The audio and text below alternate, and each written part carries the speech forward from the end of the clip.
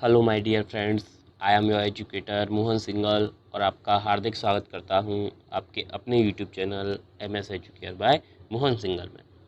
इससे पहले की वीडियोस में मैं इस चैप्टर के यानी सेकंड चैप्टर के क्लास 10th के साइंस के 3 पार्ट करा चुका हूं, जिसमें मैंने आपको जनरल प्रॉपर्टीज़ ऑफ एसिड, दूसरे पार्ट में आपको pH स्केल के बारे में और तीसरे पार्ट में मैंने आपको प्रॉपर्टीज़ ऑफ सॉल्ट के साथ साथ केमिकल प्रॉपर्टीज़ ऑफ एसिड्स के बारे में बताया था। अभी इसमें ये लास्ट पार्ट आपका जो रह गया है एक्सप्लेनेशन में, इसमें हम कुछ कॉमन केमिकल कंपाउंड्स के बारे में जानेंगे जो कि हमारे कुछ डेली लाइफ में भी यूज़ में आते हैं और कुछ इस चैप्टर से रिलेटेड एसिड और बेस के ऊपर भी दिए हुए हैं। तो ये वीडियो भी बहुत उपयोगी है आपके लिए। इस वीडियो को भी एंड तक देखिएगा, बिल्कुल भी इसका कुछ भी पार्ट स्किप मत कीजिएगा। बहुत लॉन्ग वीडियो तो नहीं होगी, ये शॉर्ट वीडियो ही होगी और जल्दी ही ख़त्म हो जाएगी कुछ ही टाइम में। और ये लास्ट पार्ट है आपका इस चैप्टर का, इसके बाद ये चैप्टर भी आपका कंप्लीट हो जाएगा। ठीक है, चलिए वीडियो को स्टार्ट करते हैं। वीडियो को लाइक कीजिएगा, शेयर कीजिएगा और चैनल को यदि आपने अभी तक सब्सक्राइब नहीं किया है तो उसे सब्सक्राइब कीजिएगा। आगे बढ़ते हैं हम वीडियो की तरफ। देखिए, इसमें आपका दिया हुआ है सम कॉमन केमिकल कंपाउंड्स में पहला है आपका कॉमन सॉल्ट। क्या है? Common salt.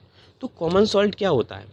कॉमन सॉल्ट की अगर हम बात करें तो वो होता है हमारा सोडियम क्लोराइड यानी NaCl, जिसे हम खाते हैं। NaCl जिसे हम यूज़ करते हैं खाने में। Sodium chloride is a common salt. It's main source sea water. ये हमें जनरली कहाँ से मिलता है? सी वाटर से। कहाँ से मिलता है? सी वाटर से। It is also excited in the form of rock and is called rock salt। और ये क्या होता है? ये ज़्यादातर रॉक बना देता है, यानी इसकी चट्टानें बन जाती हैं, इसीलिए इसे हम रॉक सॉल्ट भी कहते हैं। Common salt is important component of our food. ये हमारे फूड का एक अहम हिस्सा होता है, यानी हम इसे अगर फूड में नहीं लेंगे तो हमारी बॉडी में कमी हो जाएगी सॉल्ट की। It is also used for preparing sodium hydroxide, baking soda और वॉशिंग सोडा। और इसका यूज़ होता है, एक तो देखिए, एक तो हमारी बॉडी में यूज़ होता है क्योंकि हम खाने में उपयोग करते हैं सोडियम क्लोराइड का, NaCl का, जिसे हम कॉमन सॉल्ट बोलते हैं। दूसरा, अगर लेबोरेटरी में हम बात करें तो इसका यूज़ होता है सोडियम हाइड्रोक्साइड कंपाउंड बनाने के लिए, बेकिंग सोडा बनाने के लिए और वॉशिंग सोडा बनाने के लिए। ठीक है, तो आपसे अगर यूजेस पूछ लिए जाएँ इसके, ये तो ये 3 यूजेस तो यहाँ पे दिए प्रिपरेशन करने के लिए, और एक यूज़ है इसका कि हमारी बॉडी के कंपोनेंट्स के लिए ये यूज़फुल होता है। अगले कंपाउंड की तरफ बढ़ते हैं। देखिए, अगला कंपाउंड है सेकंड आपका जो दिया हुआ है, वो दिया हुआ है सोडियम हाइड्रोक्साइड, NaOH जिसे बोलते हैं। Prepared by chlor alkali process. एक प्रोसेस का नेम है क्लोर एल्कलाई प्रोसेस। एल्कलाई का मतलब होता है बेस, क्लोर का मतलब क्लोरीन से है, राइट।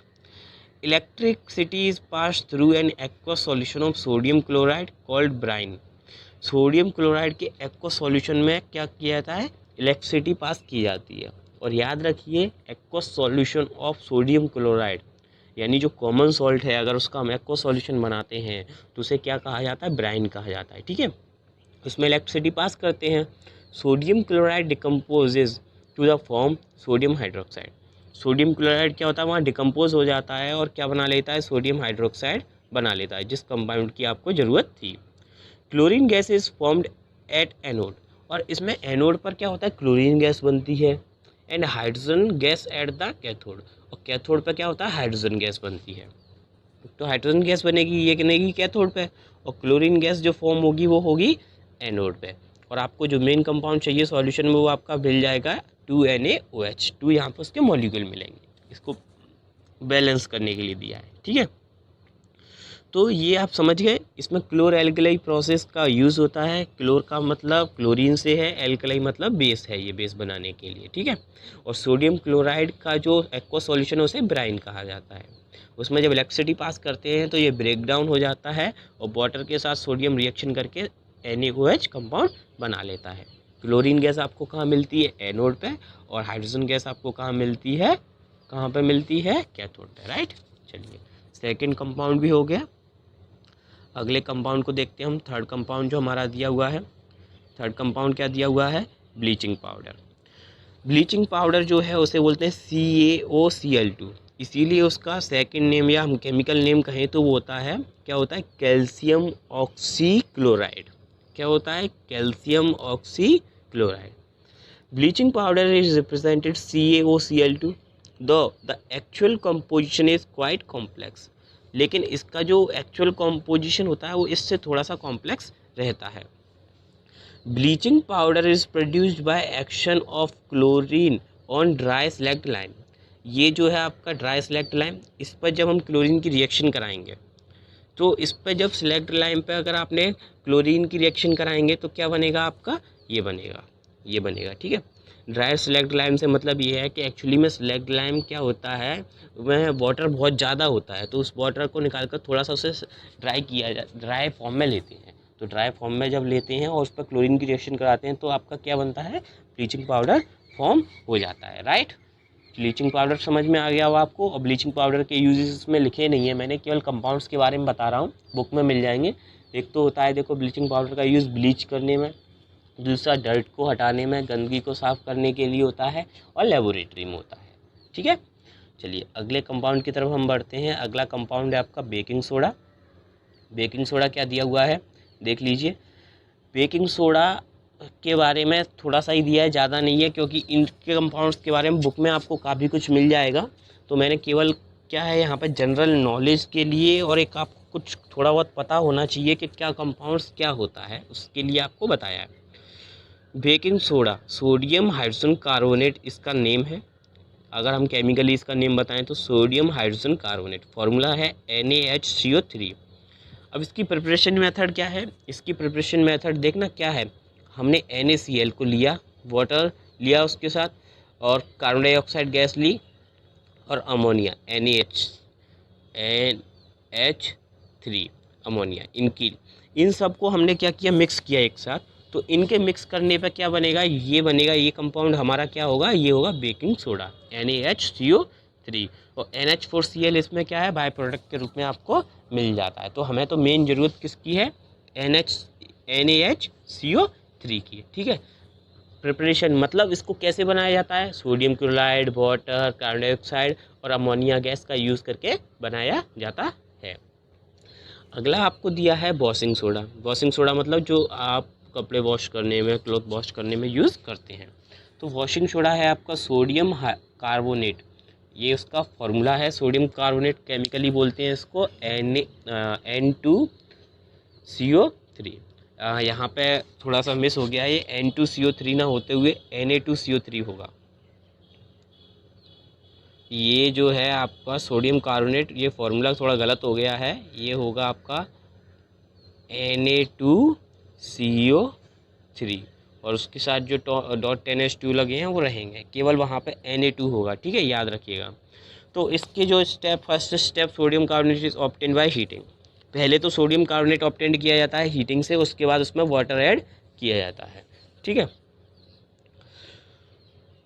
तो ये आपका ये जो है ये फॉर्मूला दिया, ये क्या है, सोडियम हाइड्रोजन कार्बोनेट को आप क्या करेंगे, हीट करेंगे। तो हीट करने से उसमें से क्या होगा, उसमें से आपको जो है वॉशिंग सोडा यानी Na2CO3 मिल जाएगा। तो इसकी सिंपल प्रोसेस है, on the heating of baking powder, baking soda, on the heating of baking soda you get washing soda.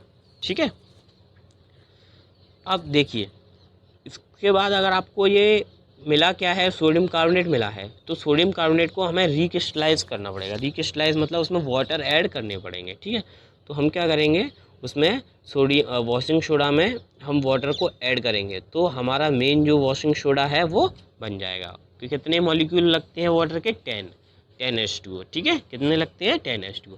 Complete formula अगर हम कहें वॉशिंग सोडा का तो ये होता है Na2CO3.10H2O। ठीक है, इसके बाद जो हम अगले कंपाउंड की बात करें तो अगला कंपाउंड है हमारा वो है प्लास्टर ऑफ पेरिस। क्या है, plaster of Paris. Plaster of Paris में क्या है, प्लास्टर ऑफ पेरिस आपका आपने सुना भी होगा। इसे एक तो प्लास्टर करने में यूज़ करते हैं हम, जैसे कोई फ्रैक्चर हो जाता है उसके लिए। दूसरा टॉयज़ को बनाने में यूज़ होता है इसका। ठीक है, अगला अगर हम बात करें तो वाइट वॉशिंग, घर में हम वाइट वॉशिंग कराते हैं, वाइट पेंट कराते हैं, पुट्टी हम जिसे बोलते हैं, पीओपी, तो उसके लिए पीओपी इसी का निकनेम है, प्लास्टर ऑफ पेरिस। ठीक है, तो इन सब में इसका यूज़ होता है। अब है क्या ये, calcium sulphate hemihydrate, calcium sulphate hemihydrate इसका फॉर्मूला है। ठीक है, CaSO4.12H2O, और इससे प्रिपेयर्ड किससे किया जाता है, जिप्सम से। जिप्सम को जब हम इतने डिग्री सेल्सियस पे हीट कर देते हैं, गर्म कर देते हैं, तो उससे हमें प्लास्टर ऑफ पेरिस मिलता है। जिप्सम जो होता है वो होता है आपका CaSO4.2H2O। क्या होता है, CaSO4.2H2O, यानी CaSO4 क्या है, कैल्शियम सल्फेट में 2 मॉलिक्यूल हैं वाटर के। अगर आप उसे हीट करोगे तो इतना हीट करना है कि उसमें आधा मॉलिक्यूल रह जाए वाटर का। कितना करना है कि आधा मॉलिक्यूल रह जाए वाटर का। तो जैसे ही इसमें आधा मॉलिक्यूल वाटर का रह जाएगा कैल्शियम सल्फेट में, वो आपका क्या होगा, पीओपी यानी प्लास्टर ऑफ पेरिस होगा, राइट। तो इस तरीके से आप इसे देख सकते हैं। और जब आप इसे खुला छोड़ देंगे प्लास्टर ऑफ पेरिस को, तो ये मॉइस्चर को पकड़कर द्वारा से किस में कन्वर्ट हो जाता है, जिप्सम में कन्वर्ट हो जाता है। और जिप्सम क्या है, एक प्रकार का हार्ड सब्सटेंस है। क्या है, हार्ड सब्सटेंस है। ओके, आगे बात करते हैं हम। आगे हैं हमारे ऑल्फैक्टरी इंडिकेटर्स। ऑल्फैक्टरी इंडिकेटर्स मतलब अगर मैं कहना चाहूँ तो जो हमें ऑल्फैक्शंस के जरिए यानी स्मेल के जरिए हमें किसी चीज़ के बारे में पता करके बता देते हैं। These are those indicators whose odour मतलब स्मेल चेंजेस इन एसिडिक और बेसिक मीडियम, जिनकी एसिडिक या बेसिक मीडियम में स्मेल चेंज हो जाती है। इसका मतलब वो हमें बता सकते हैं या हम उनसे ये पता कर सकते हैं कि कौन सा सॉल्यूशन हमारा एसिडिक या बेसिक होगा। Smell of onion diminishes in a base and remains as it in acid। क्या होगा, अगर आपके पास अनियन है, अगर आप उसे बेस में डालेंगे तो अनियन क्या होगा, अनियन की स्मेल बेस में तो ख़त्म हो जाएगी, यानी डिमिनिश हो जाएगी, कम हो जाएगी बिल्कुल, लेकिन एसिड के साथ बनी रहेगी। तो सिंपल है, अनियन से आप एसिड और बेस को पता कर सकते हैं। आपने बेस के साथ उसको लिया तो उसकी स्मेल बिल्कुल ख़त्म हो जाएगी। और अगर आप उसमें आपने जो सॉल्यूशन लिया है उसमें अनियन की स्मेल बनी हुई है, तो वो कैसा सॉल्यूशन होगा, आपका एसिडिक होगा, राइट। अगला है vanilla. The odour of vanilla essence disappear when it is added to the base. Vanilla को भी जब आप ऐड के साथ बेस के साथ ऐड करते हैं तो उसमें भी स्मेल इसकी क्या होती है, ख़त्म हो जाती है। The odour of vanilla essence persist when added to the acid. और सेम जब आप एसिड के साथ उसे मिलाते हैं तो एसिड के साथ उसकी स्मेल क्या होता है, बनी रहती है। यानी वेनिला और अनियन दोनों ऐसे हैं जो बेस के साथ तो स्मेल को ख़त्म कर देते हैं, डिमिनिश कर देते हैं, लेकिन क्या होता है, एसिड के साथ उनकी स्मेल बनी रहती है। Turmeric in acid yellow colour of turmeric remain yellow. Turmeric acid के साथ इसका कलर वैसा का वैसा ही रहेगा, सेम येलो। इन बेस में क्या होगा, yellow colour turmeric turns red. लेकिन बेस के साथ टर्मेरिक का कलर रेड हो जाएगा, बेस के साथ टर्मेरिक का कलर क्या हो जाएगा, रेड। और एसिड के साथ येलो का येलो ही बना रहेगा। ठीक है, चलिए आगे थोड़ा सा और देखते हैं। इसमें टर्मेरिक तक तो हो गया है। लिटमस के बारे में आपको पहले भी बताया, और देख लेते हैं इसमें एक बार। Litmus is a natural indicator, एक प्रकार का नेचुरल इंडिकेटर है।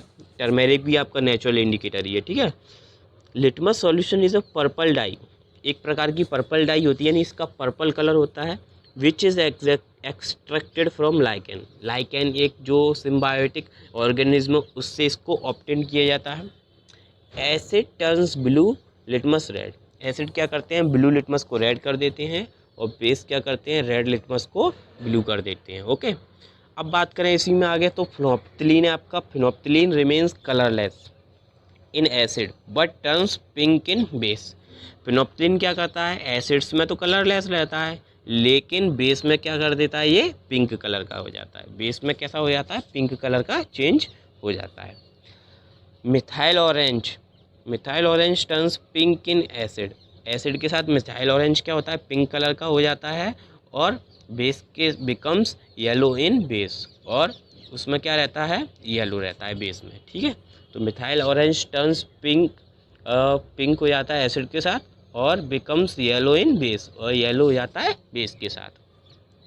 तो यहाँ पे मैंने कुछ ये इंडिकेटर्स बताए। ये इंडिकेटर्स देखो, ऑल्फैक्शन में आपके आ जाएंगे अनियन, वेनिला, ये दोनों ऑल्फैक्शन से बता रहे हैं। बाकी आपके ये टर्मेरिक, लिटमस, फिनोप्थिलीन और मिथाइल ऑरेंज, ये सभी आपको क्या बता रहे हैं, ये सभी आपको कलर से बता रहे हैं।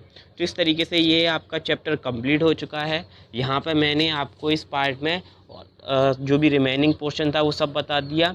4 पार्ट में आपका इस चैप्टर का एक्सप्लेनेशन कंप्लीट हो चुका है और जो क्वेश्चंस हैं वो आपको नेक्स्ट वीडियो में मिल जाएंगे।